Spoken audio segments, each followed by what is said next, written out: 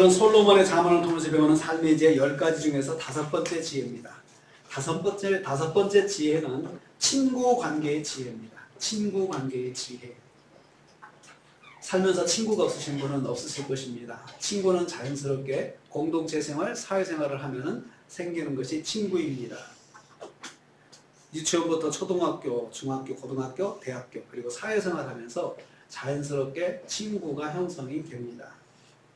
잠언의 말씀 보면 친구에 대해서 여러 가지 말씀을 기록하고 있습니다. 그 중에 많은 부분을 차지하는 것이 경제력과 친구 관계에 대한 기록입니다. 여러분 한번 잠언을 보겠습니다. 14장 20절 말씀. 잠언 14장 20절 말씀. 친구에 대한 말씀인데요. 거기 보면은 경제력과 친구와의 관계입니다. 잠언 14장 20절 말씀. 같이 읽겠습니다. 잠언 14장 20절 말씀. 같이 읽습니다. 가난한 자는 이웃에게도 미움을 받게 되나 부유한 자는 친구가 많으니라. 아멘. 19장 4절 말씀. 또 같은 비슷한 맥락의 말씀 또 있습니다. 친구와 재물과의 관계. 친구와 재물과의 관계. 잠언 19장 4절 말씀 같이 읽습니다. 재물은 많은 친구를 더하게 하나 가난한즉 친구가 끊어지리라. 솔로몬은 자신의 경험에서 친구를 쉽게 사귀는 방법을 말했습니다. 가난하면 친구가 없고 있던 친구도 끊어진다. 그렇지만 부유하면 친구가 많다고 했습니다. 이에 대해서 19장 7절은 더 심한 말이 있습니다. 같이 읽습니다. 19장 7절 말씀. 19장 7절 말씀 또 읽습니다. 가난한 자는 그의 형제들에게도 미움을 받고 하물며 친구야 그를 멀리하지 아니하겠느냐. 따라가며 말하라 할지라도 그들이 없어졌으리라. 좀 무시한 말이죠. 무시무시한 말입니다. 가난하면 형제들도 미워하고 있던 친구도 그를 멀리하게 되고 따라가며 말하려 해도 안 붙여주고 도망가 버린다. 이렇게 말하고 있어요. 이건 솔로몬이 경험한 것입니다. 솔로몬은 그 인류 역사상 가장 풍요로움을 누렸던 영광을 누렸던 사람입니다. 사람 중에 한 사람인데 그때 그게 삶을 살았던 사람이죠. 가장 풍요로웠던 삶을 살다가 가장 비참한 삶으로 떨어졌던 그런 삶을 산 사람인데 그가 경험상 말하기를 가난해지니까 있던 친구도 도망가고 형제들도 떨어져 버리고 그 다음에 친구에게 말하려고 해서 친구가 안 붙여주고 도망가 버리더라. 그렇게 말을 하고 있습니다. 솔로몬이 기록한 것처럼 경제적 환경이 친구를 사귀는데 아주 유리한 조건이 됩니다. 이것이 현실입니다. 이에 대한 말씀이 잠언에 또 있습니다. 부유한 사람이 친구가 많으려면 다음과 같이 또 해야 된다. 그럼 부유한 사람은 어떻게 하면 친구를 많이 사귈 수 있느냐? 19장 6절입니다. 19장 6절. 19장 6절. 돈으로 친구를 사귀려면 이렇게 하면 잘 사귄다고 합니다. 읽습니다. 시작. 너그러운 사람에게는 은혜를 구하는 자가 많고 선물을 주기 좋아하는 자에게는 사람마다 친구가 되느니라. 선물 주는 것은 경제적인 넉넉함을 포함하고 있죠. 경제적으로 넉넉하니까 할만하니까 이 돈으로 선물을 주는 일을 할 수 있습니다. 경제적인 넉넉함으로 사람에게 선물을 주면 받은 사람마다 친구가 된다고 했습니다. 선물을 주기를 좋아하는 자에게는 사람마다 친구가 된다. 사람마다라고 했는데요. 모든 사람이 친구랍니다. 선물을 받은 모든 사람이 친구가 된다는 것입니다. 경제적인 능력으로 베푸는 삶을 살면 받은 사람은 전부 친구가 될 수 있다는 말씀입니다. 세상에는 베풀어서 만든 친구가 있습니다. 베풀어서 만든 친구, 경제적 능력만 있으면 얼마든지 만들 수가 있다는 것입니다. 하지만 솔로몬은 친구가 많은 것에 대한 경고를 또 하고 있습니다. 18장 24절이에요. 잠언 18장 24절. 친구를 많이 사귀는 것에 대해서 또 경고를 합니다. 18장 24절 같이 읽습니다. 시작. 많은 친구를 얻는 자는 해를 당하게 되거니와 어떤 친구는 형제보다 친밀하니라. 많은 친구를 얻는 자는 해를 당하게 된다. 친구를 통해서 해를 당하게 된다. 그렇게 말하고 있습니다. 친밀하지 않은 친구. 여기서 친구는 친밀하지 않은 친구입니다. 어떤 친구는 형제보다 친밀하다. 형제보다 친밀한 친구는 그런 해를 끼치지 않지만 돈으로 사귀어서 선물로 사귄 친구 중에는 나를 해하려고 하는 사람도 있다는 거죠. 해하려고 하는. 그리고 친구 중에 중요한 것은 친밀한 친구예요. 형제보다 친밀한 친구. 형제보다 친밀한 친구가 핵심입니다. 솔로몬이 친구를 많이 사귀어봤습니다. 아니 솔로몬하고 친구하자고 돈 갖고 찾아온 사람들이 더 많았을 것이에요. 그래서 솔로몬에게는 많은 사람들이 있었습니다. 많은 사람들이 있었습니다. 그래서 우리가 지난번에 묵상한 것처럼 많은 사람들이 있다 보니까 솔로몬의 마음에 근심 걱정이 동시에 또 같이 왔습니다. 많은 사람들 통해서 근심 걱정과 일맥상통하는 게 뭐냐면 해를 끼치는 사람이 있다는 거죠. 와서 모든 걸 주고 다 솔로몬에게 베풀면서 그 다음에 뒤에 가서는 솔로몬을 해롭게 하는 사람들이 있었더라라고 하는 것입니다. 형제보다 친밀한 관계를 유지하지 못하는 친구 관계는 결국 해를 당하게 된다는 것입니다. 한번 생각해 보세요. 내 친구들 중에서 우리 형제보다 친밀함을 유지하는 친구가 있는지, 정말 우리 형제보다 친밀함을 유지하는 친구가 있다고 하면 그 친구는 나를 해할 친구가 아니라는 거예요. 그런데 그 정도로 친밀하지 못한 사람들은 언젠가는 나를 해할 수 있다는 것입니다. 자신이 불리하면 나에게 불리한 증언도 해줄 수 있는 것이고, 자신의 유익을 위해서 거짓말로 나를 모함할 수도 있는 사람이고, 그렇게 이용될 수 있는 사람이죠. 친구라고 하는 것은 어떤 관계입니까? 아무래도 사적인 것들을 많이 알게 되죠. 나에 대한 사적인 것들을 많이 알다 보니까 이 친구들이 어느 순간 가서는 나를 해하는 사람으로 돌변할 수 있더라 이것입니다. 그래서 형제보다 친밀하지 못한 친구 관계는 항상 조심해야 된다라고 하는 걸 솔로몬이 말을 하고 있습니다. 솔로몬은 형제보다 친밀한 친구 관계의 특징, 그러면 형제보다 친밀한 친구 관계를 어떻게 파악할 수 있느냐? 그것을 잠언 17장 17절에서 말하고 있습니다.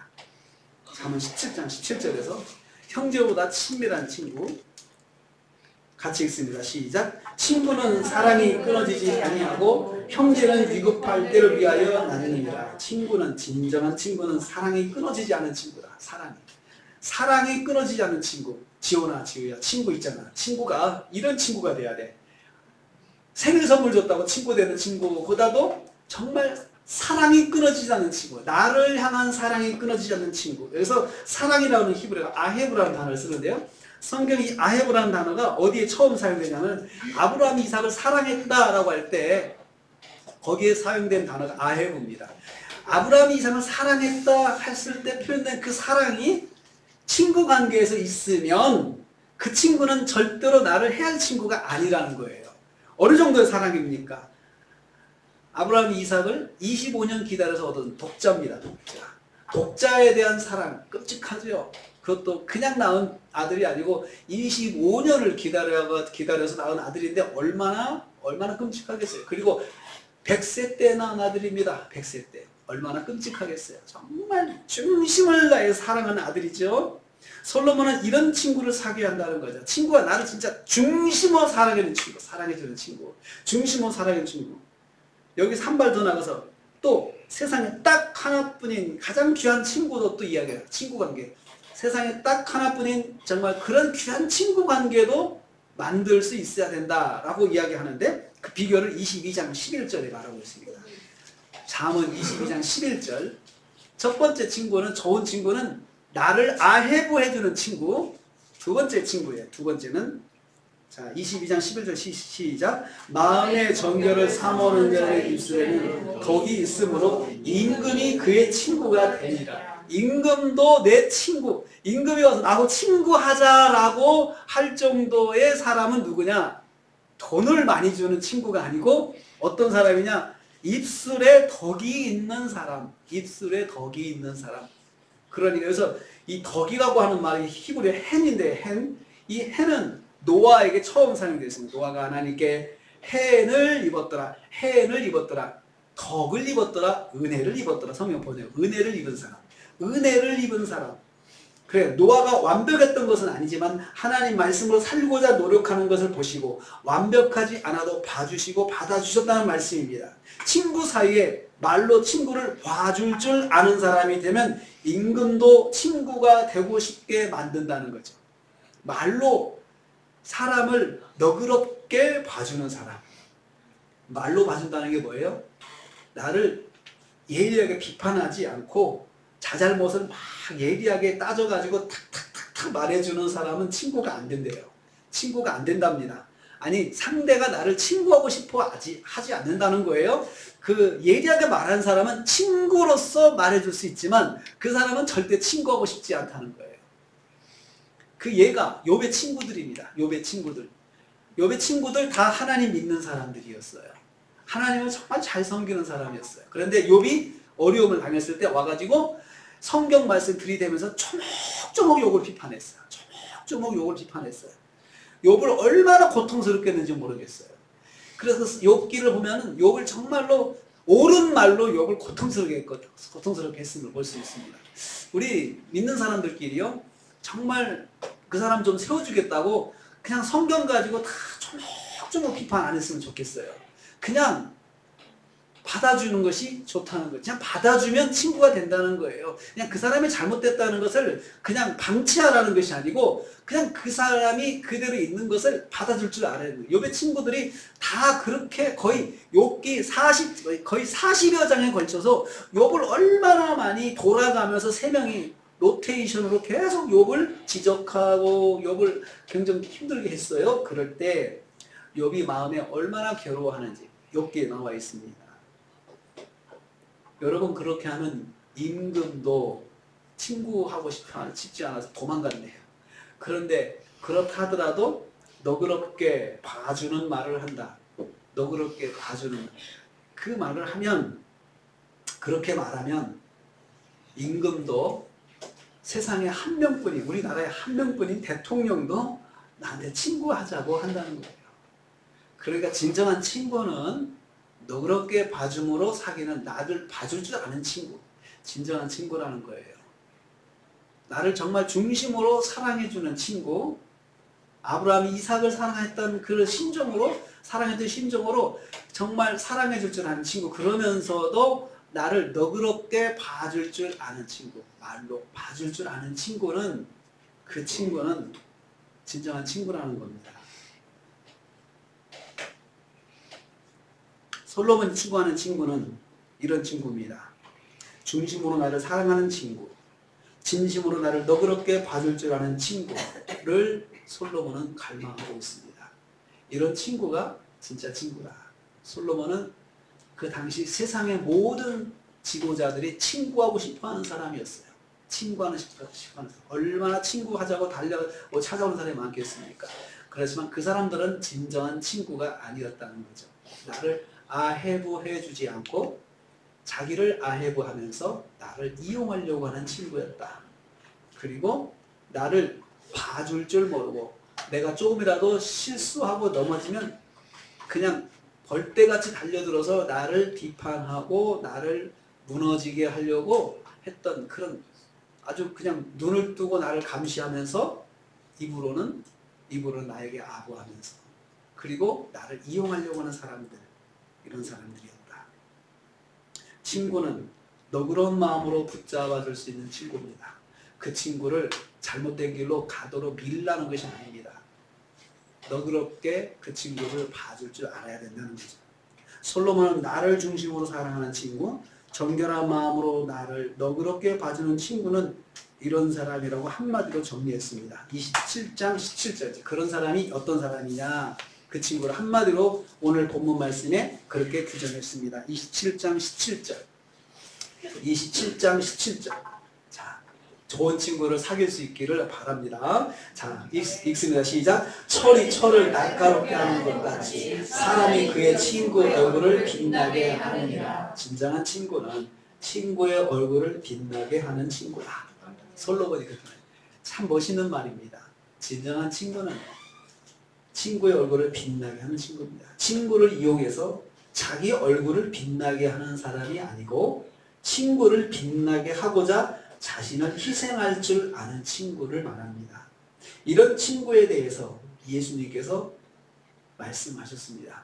어떻게 하면 친구의 얼굴을 빛나게 하는 친구가 될 수 있을까? 요한복음 15장 13절입니다. 요한복음 15장 13절. 15장 13절 같이 읽습니다. 사람이 친구를 위하여 자기 목숨을 버리면 이보다 더 큰 사랑이 없나니. 자, 친구를 위하여 자기 목숨을 버리는 것, 자기 희생이 철이 철을 날카롭게 하는 것이라고 할 수 있습니다.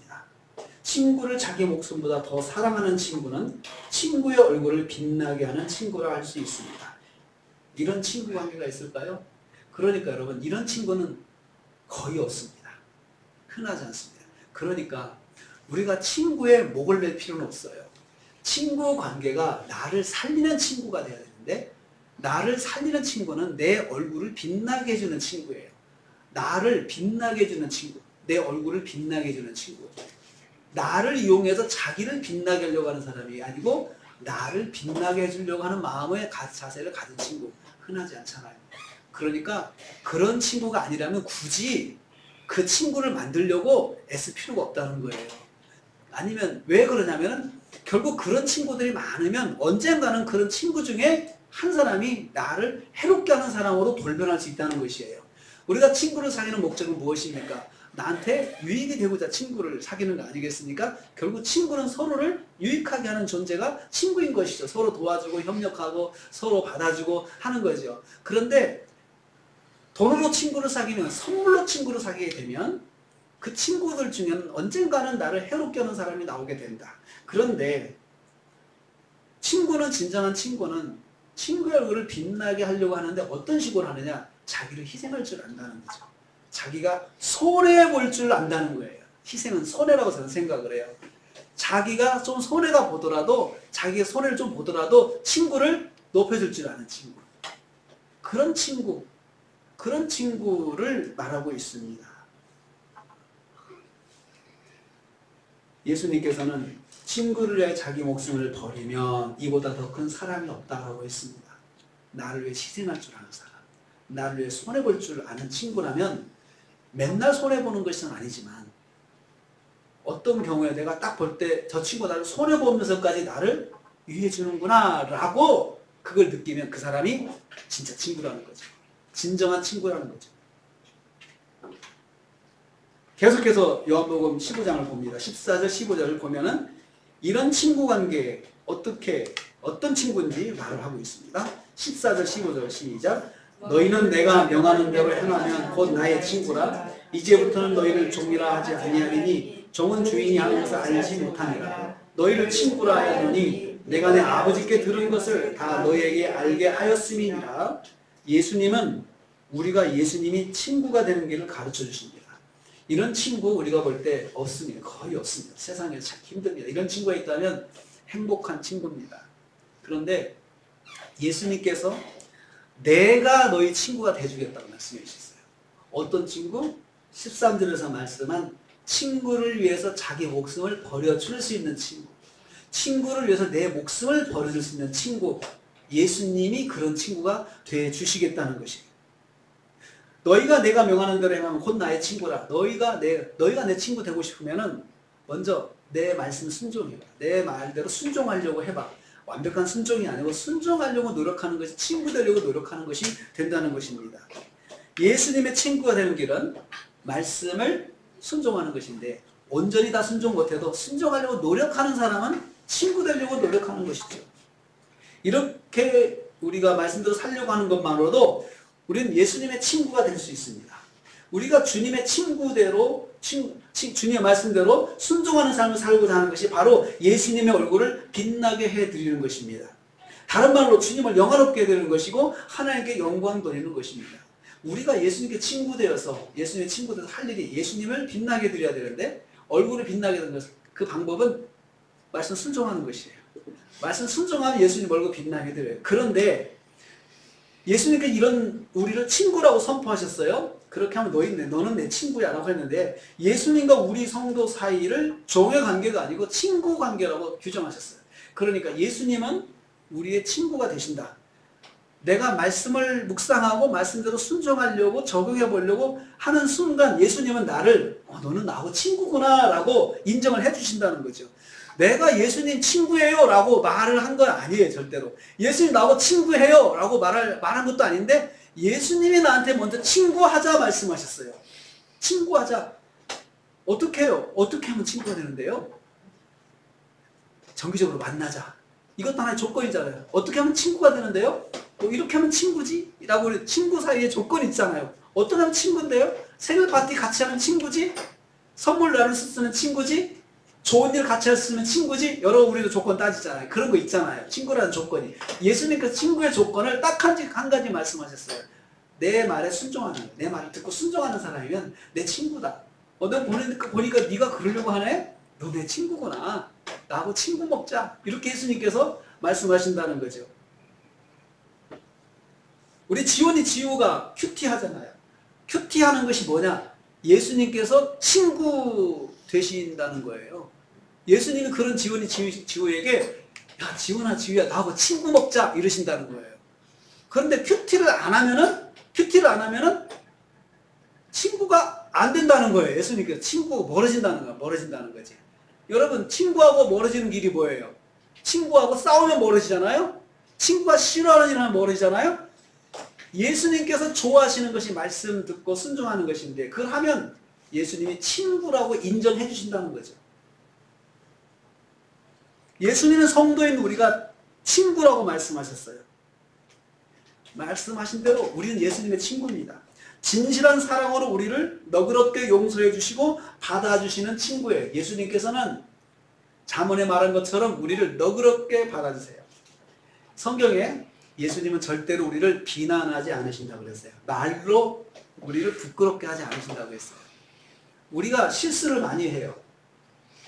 그래도 예수님은 우리의 실수에 대해서 날카롭게 딱딱 지적해가지고 너 이거 잘못했지 이렇게 하지 않으시고 그냥 봐주신대요. 누가 만약에 내가 실수할 때마다 쫓아와가지고 일일이 지적한다. 요즘엔 여러분 그 자율주행 있잖아요. 자율주행. 만약에 자율주행 로봇이 한 사람마다 한 사람씩 생겨가지고 그 사람 머리 위에 따라다니는 생각해보세요. 따라다니면서 이 자율주행 로봇이 내 머리 위에 따라다니면서 내가 잘못할 때마다 마이크로 스피커로 회동아 너 이거 잘못했다. 너 잘못했다. 맨날 그래봐요. 어떻게 될까? 우리 살 수 있을까요? 지훈 살 수 있을까? 인공지능 자율주행이 내 머리를 따라다니면서 내가 잘못할 때마다 너 잘못했어. 막 크게 소리치고 외쳐요. 그럼 어떨 것 같아요? 대표인간이 틀리다. 정말 힘들 것 같아. 너무나도. 그런데 그냥 다 봐. 보는데 가만히 놔두고 나중에 내가 이것을 가만히 생각해 볼 때 내가 잘못됐다. 그렇게 깨달을 때 잘못됐지. 나도 그렇게 생각해. 잘해 다음에. 이렇게 말해주면 얼마나 너그럽습니까? 편하겠습니까? 진실한 사랑으로 우리를 너그럽게 봐주시는 친구가 바로 예수님이신데 그 예수님은 성경에 나를 위해서 목숨을 버리셨다고 했어요. 자, 요한일서 3장 보겠습니다. 요한일서. 여러분 요한복음 3장 16절과 요한일서 3장 16절은 짝이 되는 말씀이에요. 요한복음 3장 16절 말씀은 하나님께서 이처럼 사랑하사 그래서 요한일서 3장 16절 말씀 보겠습니다.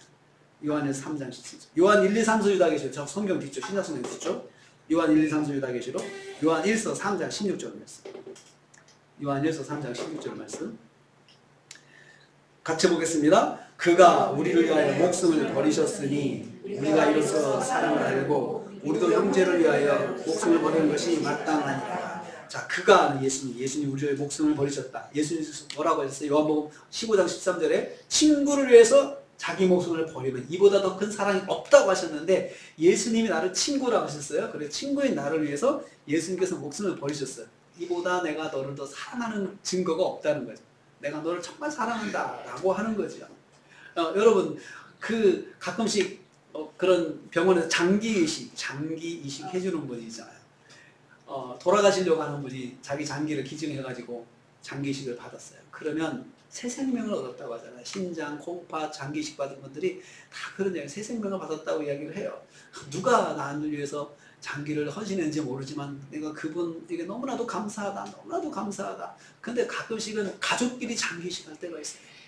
아버지가 신장이 아플 때 그 신장을 자식이 딱 이식을 해서 떼서 인쇄를 해줬어요. 그러면 그 아버지가 얼마나 고마웠는지 네 목숨을 바쳐서 목숨을 바쳐서 나를 이렇게 살리려고 했구나. 감사하잖아요. 예수님께서 나를 위해서, 친구인 나를 위해서 목숨을 버리셨다. 그렇게 성경에 말씀하고 있습니다. 여러분, 죄는 우리를 부끄럽게 합니다. 그런데 예수님께서 우리의 죄 때문에 우리의 죄를 용서하시려고 십자가에 죽으셨어요. 그래서 죄가 우리 얼굴을 부끄럽게 하지만은 예수님께서 십자가에 죽으심으로 해서 우리의 얼굴을 빛나게 해주신 거예요. 떳떳하게 만들어주셨어요. 죄가 우리를 부끄러워하고 죄가 있으면 얼굴을 들고 살지 못합니다. 최초의 인간이 원래 사람의 양심이 그렇습니다. 사람의 양심이 죄가 있으면 얼굴을 들지 못해요. 얼굴이 어두워져요. 얼굴이 빛나지 않아. 이게 사람의 원래 모습이에요. 여러분, 그 최초의 인간 아담과 하와가 범죄한 후에 하나님은 볼 수 없었어요. 얼굴을 들 수 없었어요. 하나님 앞에. 시킨 것도 아닌데. 하나님 앞에서 얼굴을 들 수 없어요. 그래서 피해 다녔습니다. 창세기 보세요. 그 딱 나와 있어요. 창세기 3장 8절 말씀에 하나님의 낯을 볼 수가 없어서 얼굴을 들 수 없었어요.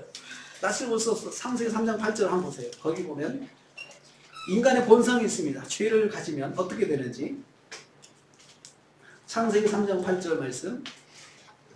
자, 같이 읽습니다. 그들이 그날 바람이 불 때 동산에 거니시는 여호와 하나님의 소리를 듣고 아담과 그의 아내가 여호와 하나님의 낯을 피하여 동산 나무 사이에 숨은지라. 하나님 낯을 피했다. 하나님 얼굴을 볼 수 없었어요.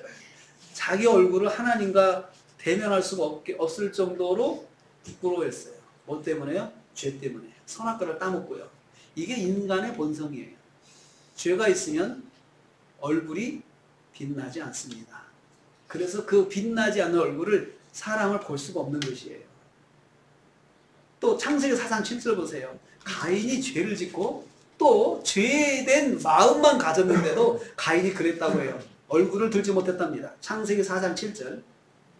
창세기 4장 7절 시작. 내가 선을 행하면 어찌 낯을 들지 못하겠느냐. 선을 행하지 아니하면 죄가 문에 엎드려 있느니라. 죄가 너를 보나 너는 죄를 다스릴지니라. 죄가 계속해서 가인의 마음에 막 꿈틀꿈틀할 때 가인이 그때도 얼굴을 들 수 없었어요. 하나님 앞에 얼굴을 들 수 없었어요. 그게 사람의 본성입니다. 죄는 우리의 얼굴을 부끄럽게 합니다. 하나님 앞에서 얼굴을 들 수 없게 합니다. 하나님을 만날 수 없게 합니다. 하지만 우리의 친구이신 예수님께서 죄로 인해 죽을 수밖에 없는 우리를 위해서 대신 죗값으로 십자가에 죽으신 것을 통해서 우리의 얼굴을 빛나게 해주셨습니다. 진정한 친구는 친구의 얼굴을 빛나게 해준다고 그랬습니다. 예수님께서 우리의 얼굴을 빛나게 해주셨어요. 바로 이것이 성도인 우리가 진정한 친구이신 예수님께 받은 은혜입니다. 우리는 죄 지어서 죽을 수밖에 없는데 예수님께서 대신 죽으셔서 우리의 얼굴을 빛나게 해주셨어요. 친구를 위해서 자기를 죽게 하셨어요. 우리가 이런 친구의 은혜를 알았다면 어떻게 해야 합니까? 야, 친구가 정말 나를 위해서 이렇게 했구나. 그럼 나는 어떻게 해야 될까? 어떻게 갚아야 할까?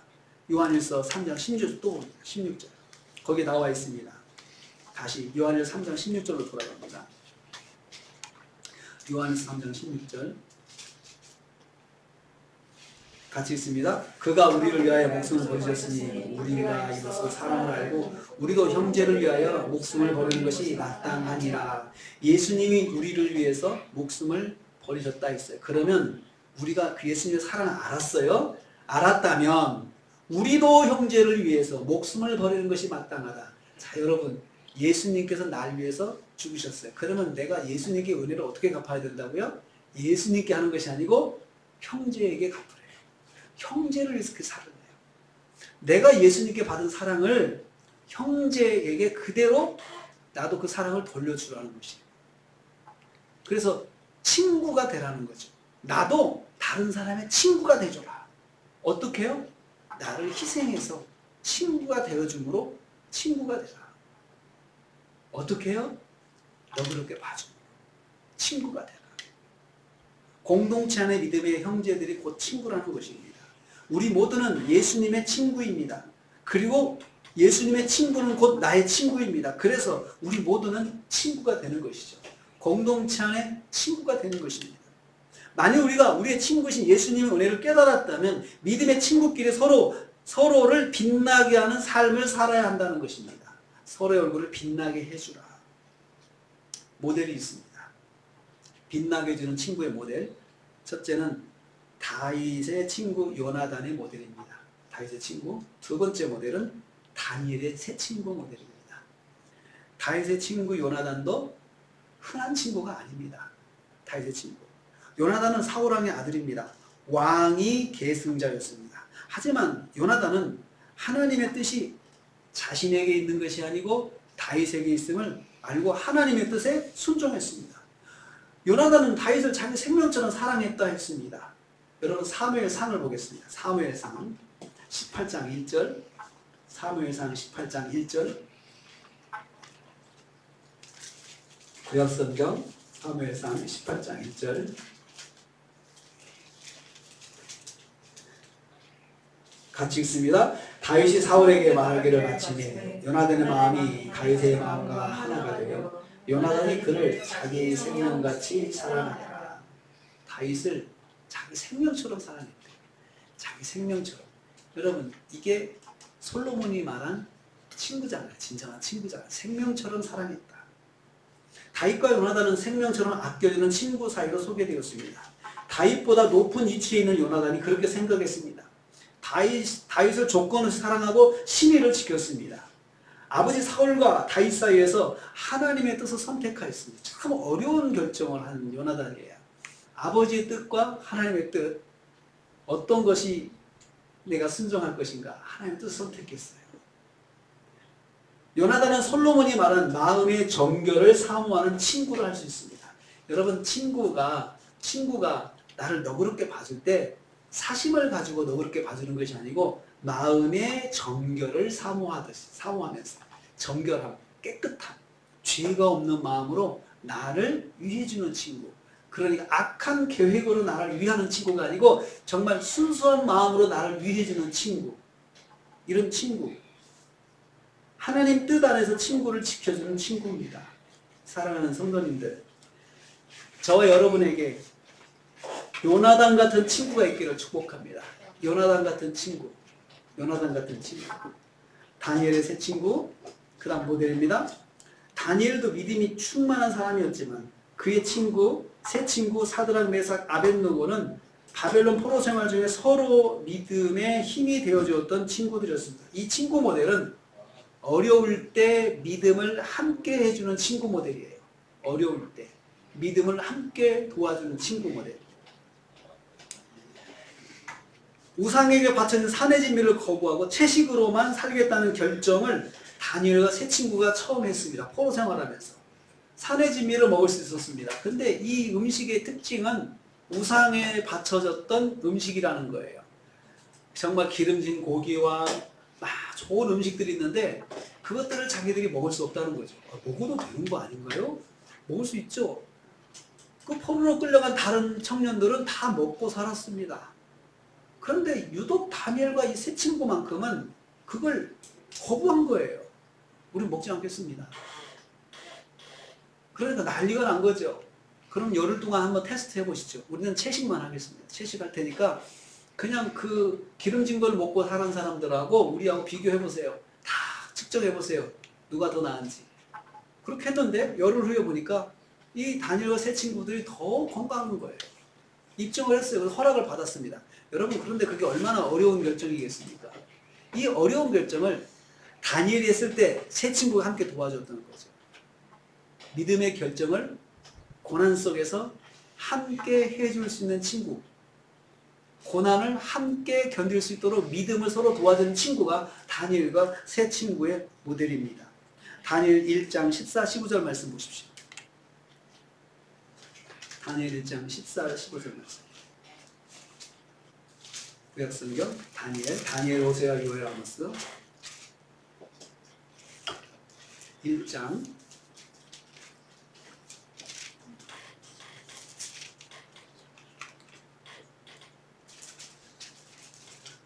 1232페이지죠.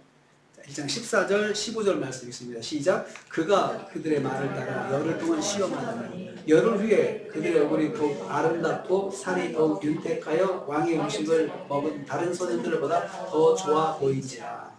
믿음의 결정을 하고 열흘 동안 테스트할 때 이 다니엘과 세 친구가 마음을 같이 했습니다. 순수한 믿음을 지키고자 하는데 함께 마음을 모으고 함께 이겨낸 친구들입니다. 믿음의 고난을 함께하는 믿음의 친구들이라 할 수 있습니다. 뿐만 아니라 그들은 또 두 번째로 왕의 신상에 절하는 것을 거절해서 함께 풀목불에도 던져진 친구들입니다. 다니엘 3장 26절입니다. 함께 던져지는데 왕의 신상에 절하지 않는 것을 세 친구와 다니엘이 함께 마음을 모았습니다. 우리 절대 그렇게 하지 말자.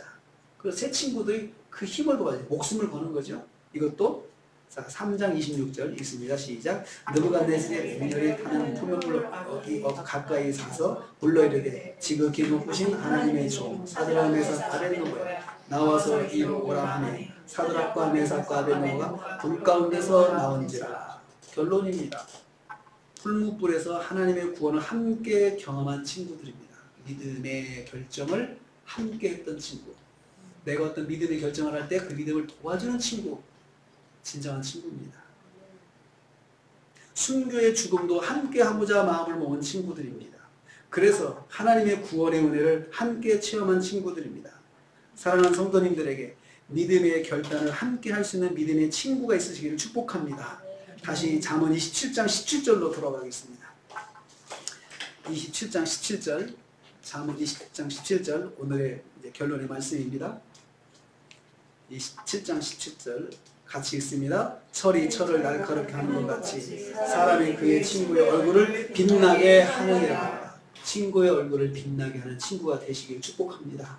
인생을 살면서 물질로 만든 친구보다 다윗과 요나단 같은 친구, 다니엘과 세 친구 같은 친구가 있어야 합니다.